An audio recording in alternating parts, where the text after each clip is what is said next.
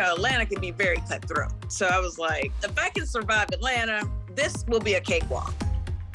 Cynthia, thank you so much for being here. I feel like this is a little bit bittersweet for us Atlanta fans because, you're leaving the show and you're doing it so gracefully with your head held high. Well, thank you so much. I appreciate you saying that.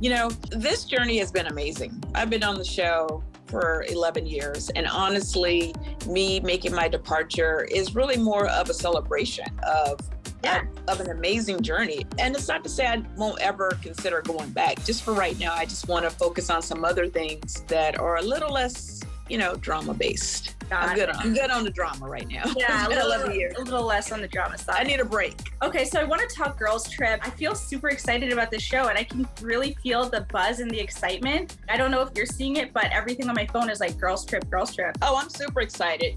This was just really a great transition to go from that show and slide right on into promoting Girls Trip, which is still, Housewives, but, very different from what I'm used to on Atlanta. We had like drama and conflict and all that stuff, but it wasn't like you didn't have to worry about like your man's mistress, joining you guys for lunch unexpectedly or some of the crazy things that I've seen happen on Atlanta. It just wasn't as dirty. Yeah. So you mentioned that most of the housewives called you up to ask you about Kenya. So, she is the self-proclaimed shade assassin. She definitely will get in there and stir the pot and, call you out. The one thing I'll say about Kenya is she's pretty fair, unless for some reason she just doesn't like you out the gate.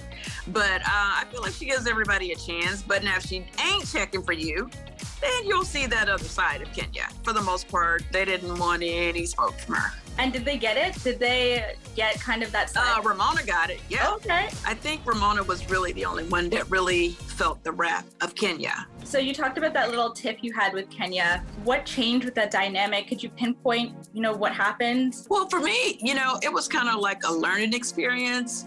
I'm at a point in my life where I'm really happy and my focus is just on, I just celebrated my 1-year wedding anniversary. I'm older, I've been doing this for a long time. And I think what I learned on that trip was setting healthy boundaries within my friendships. I just think that I, in the past, have just given a lot of passes and made a lot of excuses for people sometimes. I will always have love for Kenya. I'm not the kind of friend who can just fall out of love with you because we are no longer friends in that way. And just because we're not close anymore doesn't mean that we're not cordial and respectful. When you do make friends on a show like this, when you guys break off, it becomes really ugly and you're all on Instagram tearing each other apart and just being really nasty with each other. And that's something I'm definitely not interested in. I like where Kenya and I are. And I think there's a respect there. I respect her. She respects me. And I'm just really happy wherever we go with our friendship, it's not going to go to that ugly place because I feel like when it goes there, then how could these people have ever cared about you in the first place if they really want to publicly try to humiliate you because you guys don't agree on something? You're kind of the peacemaker on Atlanta, so you're very... I tried, girl. I tried. Right? Do you have any regrets about, maybe being a bit more confrontational on the show, bringing things up? When I look back on my 11 years on the show, from first season to my last season, I was always genuinely me. And I never wanted to morph into some monstrous person who just became somebody else because of the show. I am who I am. I have great intentions. I'm always going to lead with love and light. That's just who I am. The type of women that I want in my life is always going to be receptive to that. You know what I mean? They're not going to look at it as like, oh, well, she doesn't speak up enough, or she doesn't do this enough, or she's too passive, or she's too this.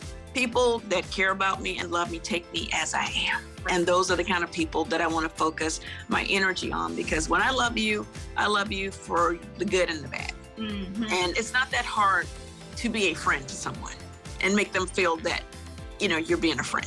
So you mentioned that Real Housewives of Atlanta, it's pretty cutthroat. So out of all of the housewives on all of the seasons, except for Atlanta, who do you think could hold their own in the Atlanta cast? Ooh, I definitely think Karen Huger from Potomac. Yes. I definitely think Giselle, and definitely Candace from Potomac. And actually Wendy too. Yeah. You know, most of the Potomac girls, to be Yeah. honest. I think Potomac and Atlanta could just really mesh together. Exactly. And I think all the ladies do a good job of being true to who they are and holding their own. You talked about Shade Assassin, and I would say Candace. Oh, Candace is no joke. Yeah. Woo! I just saw her recently. I was like, you know, her reads and her little snapback, she kind of reminds me of Phaedra when Phaedra's like, you know, doing her reads. And I'm like, oh my God. Thank you so much for joining us on this call. Thank you so much. And I hope I answered your questions.